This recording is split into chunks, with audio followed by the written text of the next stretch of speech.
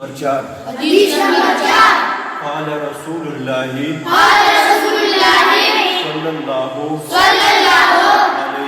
عليه وسلم وسلم أتم الركوع أقيم الركوع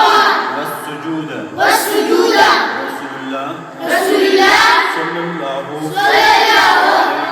عليه وسلم فرمائے ركوع سجدے سجدے پورا پورا ادا کوئ. استدې مطلب حدیث مبارک سره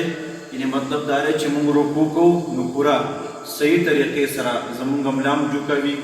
پوه شو بلې باندې او رکوع موږ پوره کوو سبحان ربي العظیم سبحان ربي العظیم سبحان ربي العظیم بیا هغې نه وروسته ښه په ارام سره پاسو دا رکوع زموږ پوره شو بیا سجده موږ په سجدې ته لاړ شو د سجدې طریقه مخکې ما تاسو ته ښودلې وه نو په سجده کې به څو پېرې موږ سبحان ربي الاعلی وایو درې پېرې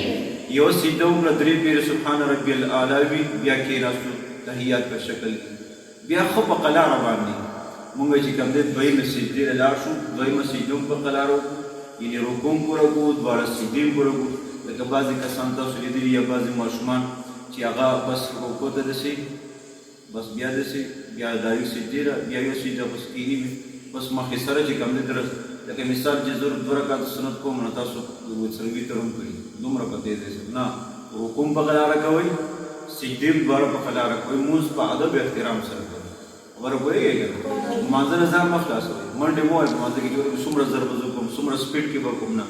هر یو ټکي هر یو لفظ د رکوع د سجدې طریقه دا ټول زموږ څه وي بلکل برابر په اطمینان سره وي ها زموږ تعریف پکې نه وي